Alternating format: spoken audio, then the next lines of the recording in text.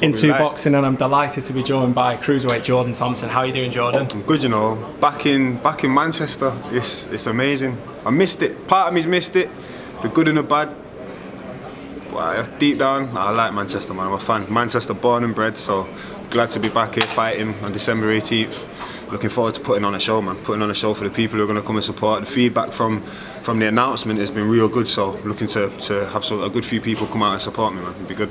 Obviously, it's going to be your second fight in a couple of months. And how important, after a period of inactivity, is activity going to be for you? Right, priceless. Just to have the opportunity to be able to fight again in such a short period of time is just second to none. So big thank you to management team, big thank you to Matchroom and the guys and Eddie. So I'm it's a privilege to be able to fight again, man. If there's one thing I've been lacking in my career, it's momentum and activity. So I'm in a blessed position right now. Obviously, hopefully you come through victorious on December the 18th. What does the next 12 months look like for Jordan Thompson then? Busy, I hope. Very busy. There's a lot of fight. I mean, listen, you got the domestic cruiserweight scenes booming at the minute. So I mean, when the time is right, I'll definitely be getting stuck into that. But I think at the minute I'm learning on the job, literally. And like I say, it was I did it in good fashion on when was it? November the 30th? Oh, 30th, wasn't it? Yeah. October 30th. That was it. Not November 30th. We're not even there yet. October 30th. So now we did it in fashion. But at the end of the day, I went in there wanting rounds. I wanted to get the rounds out, but he just kept running at me. I thought that's the last thing you want to do is run onto me. Like, that's just the worst thing you could do. So we let the right hand go, and he didn't stand up to it. But hopefully I'll get some rounds in. That's the plan.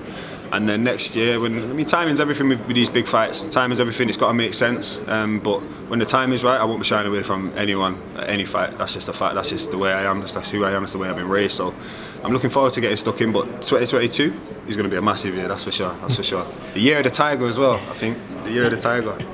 On December the 18th, are you looking to make a statement, or after your impressive knockout victory last time, are you looking to get some rounds in? You know what it is with me? I know I need the rounds, and believe me, I will never kid myself and say, I don't need the rounds, I'll knock everyone out. It's not like that in boxing. There's going to be people out there who are going to stand up to your power and stuff like that. So I do need the experience, I do need the rounds, but I'll never go into a fight just thinking, let me get the rounds in.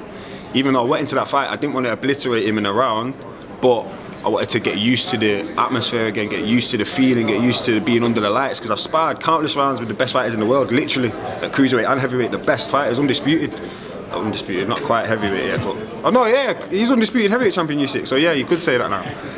But yeah, it's different, being under the lights, being inspiring, completely different ball game. So I do need some rounds, but honestly, every time I go in the ring, I'm going in there to just cause trouble, and that's artistic violence is the most polite way I can put it. Literally, just be artistically violent with it, and I think that's what I'm going to do again. I want to go in now. I don't want to leave it to the judges. I want the knockout, and that's just in my instinct, my killer instincts at heart, and that's what I take into the ring every time. So when the rounds come, they'll come, and I'll be prepared for that. And by any means necessary, we'll get the W. But knockouts, that's what I'm about.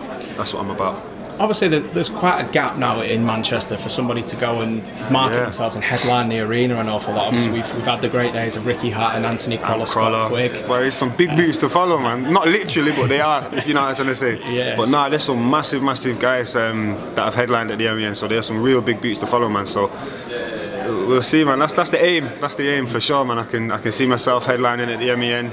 Listen, you've got a few Manchester fighters though. There are a few. And even on this card, you got South, who's in a massive fight.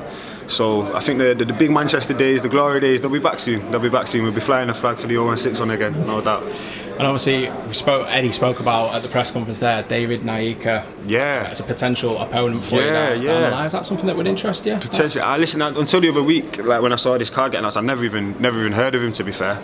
But I've obviously did my little homework. Everyone started talking. Listen, quality operator, good lad, looks the part, talks well as well, nice polite kid. So listen, man, world title. I can't wait to be in a world title fight. So whoever that's against, let it be, man. It is what it is. Super. Well, Jordan, thank you very much for giving INTU Boxing some of your time today, and we wish you all the best on December 18th. Appreciate it, man. Thank you. Thank you.